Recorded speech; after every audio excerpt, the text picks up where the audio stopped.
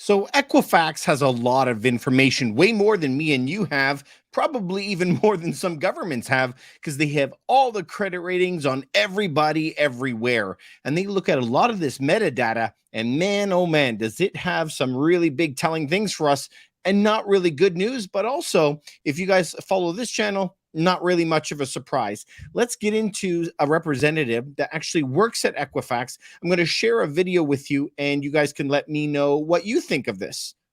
That move more into consumers that have a mortgage. And some of that we do believe is down to things like payment shocks, as some of those mortgages are coming up for renewal and they're having to take on a higher interest rate, unfortunately.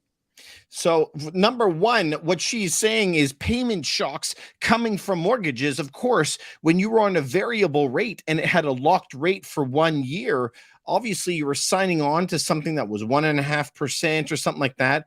A year later, now you are slammed with a 7% mortgage. Your payments go to the moon. And that's what she's talking about, that payment shock.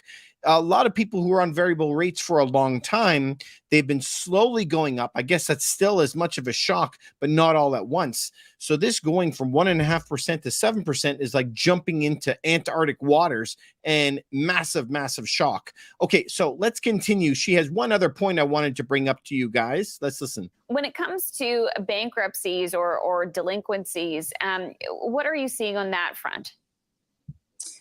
Well, I mean, when we look at the insolvency side, it's kind of two parts to it. We have the bankruptcies, the full bankruptcies, which have been low and actually quite flat since the start of the pandemic. Consumer proposals, on the other hand, they have been steadily increasing. Those levels are now above pre-pandemic levels. And in particular for Q1, again, we're seeing a bit like delinquency, more of a growth in terms of consumers with a mortgage. And in particular, what we are seeing is a higher percentage of consumers where there is no pre-warning that they are going to go insolvent. They're not missing payments, they just suddenly become insolvent. So a few things for kind of lenders to be looking out for there. So you guys, this is the payment shock that she's talking about, and this is going to continue for a long, long time, unfortunately. And you guys know I've been banging that drum for over a year now, telling people do not be buying a property now. There's always a lag effect. If you guys remember me last year, we were telling you it's 18 months. This is very, very well known in the economic circles, 18 months to feel the effect of a rate change. And we continue to have more of them. So we're not really surprised that Canada continues to raise rates and continues to hammer those productive members of society to bang down the economy and push them into a recession, whether they like it or not. Now, this thing, what she's talking about, is very, very, very easy for us to be able to understand where it's coming from. So let's take a look at just a real example, okay?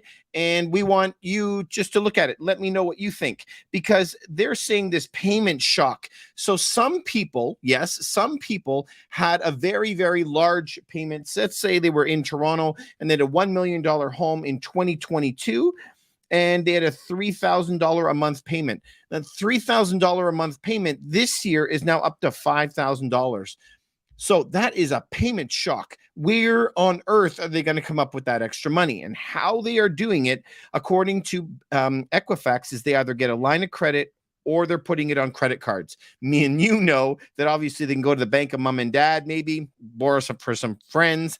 But they also might drive for Uber or something else like that. But at the end of the day, they can't pull any money out of their home because their home value has gone down, down, down as interest rates are going up, and their payments are going to the moon. And so how they're dealing with it is they're getting more and more credit cards. So you have to understand, what is she trying to tell you?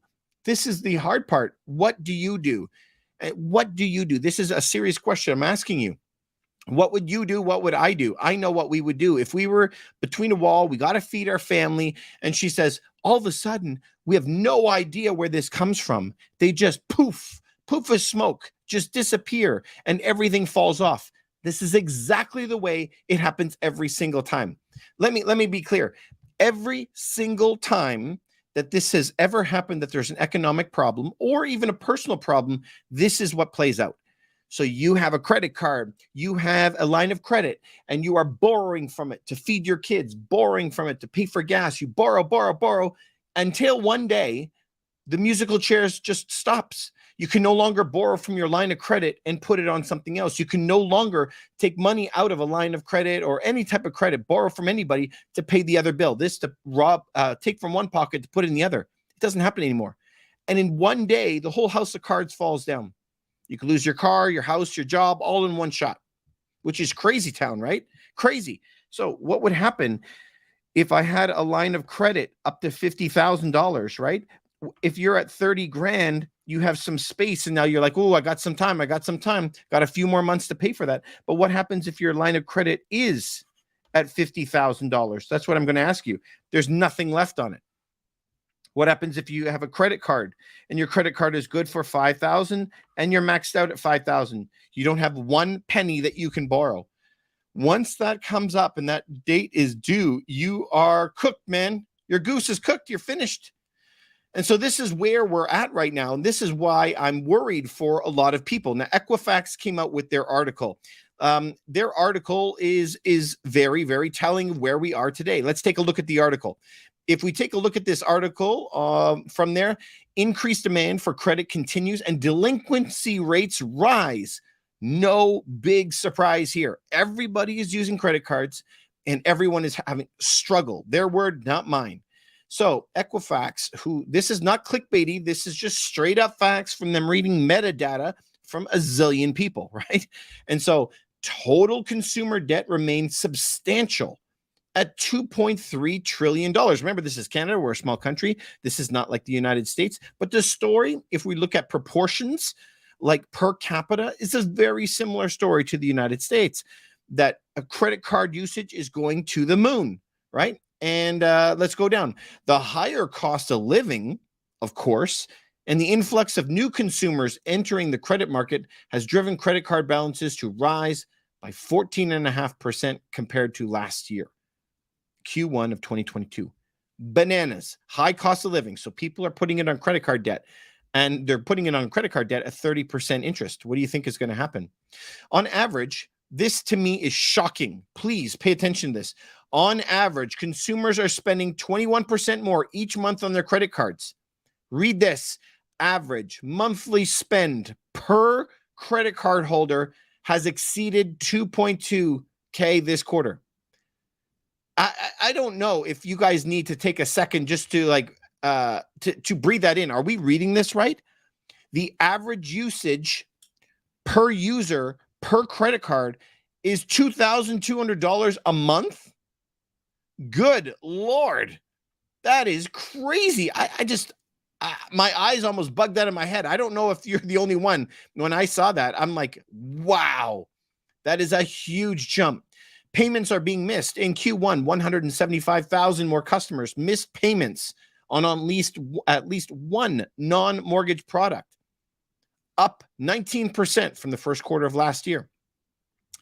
We are now starting to see more homeowners struggle as well, especially following mortgage renewals, where payments have risen dramatically.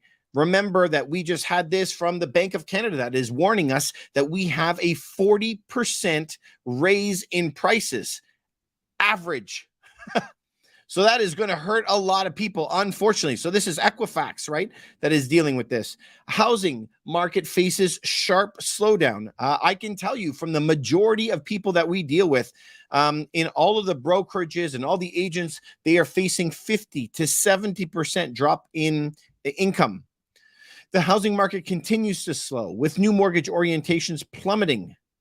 Originations plummeting by 42% compared to last year. Correct. So now imagine you're down 42% less mortgages, in addition to the fact that many properties are down 20, 30, 40%.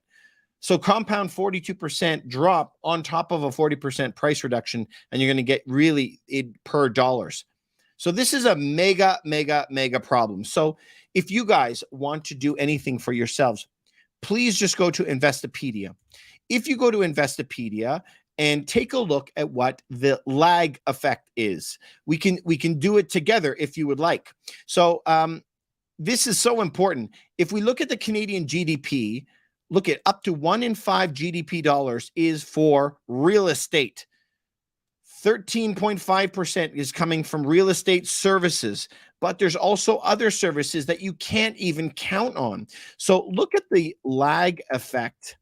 And I would say go to Investopedia, but it is very, very, very well known how long a response lag is. When they raise the rates, how long does it take for the policy change to be implemented and the economic impact is felt? Well, when they raise the rates, how long does it actually take? And it says right on that website, and I mean, this is in Economics 101.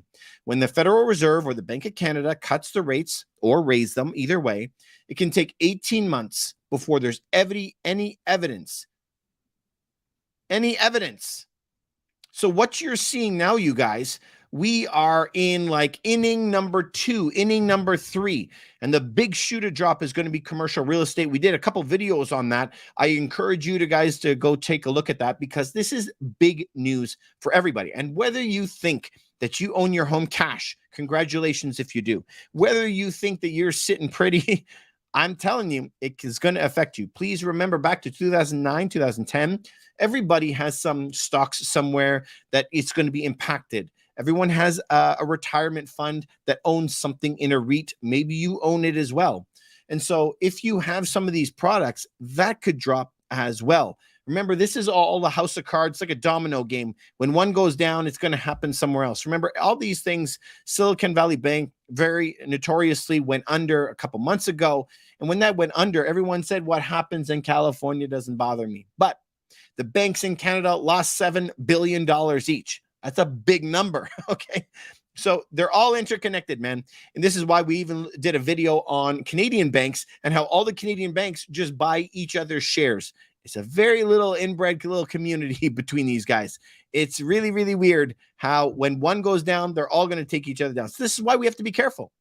But this isn't all doom and gloom. We knew this was going to happen. This is why we were saying last spring, don't buy a property, don't buy a property. I was telling you, sell, sell, sell. The reason we are telling you that is because it's very, very predictable what's going to happen when this shoots down, right? When they raise the rates up, home prices got to come down. This happens every time. But this is the good news. I can't wait to buy properties. There's a lot of people that bought way too many properties and they overextended themselves time and time again over thousands of years. There will always be some people who do that. And then they're going to end up selling for some really good deals. So I can't wait. I'm very, very excited about it. I have been preparing for like a decade for this. So I hope that you have been too. And this is the key that I want to tell you. It's not too late to start getting ready. Remember, it takes that 18 months lag for it. You could start getting your house in order right now and have that emergency fund and opportunity fund available for you today. And I hope that you do, because I think that the future is bright. We got a lot of great things that are going to be happening. Some very exciting things in the economies that are coming. I love the ideas of artificial intelligence stuff. I'm very excited. So I hope that you are excited too. Keep on following me and I'll teach you how. Hope you have a great day, everybody.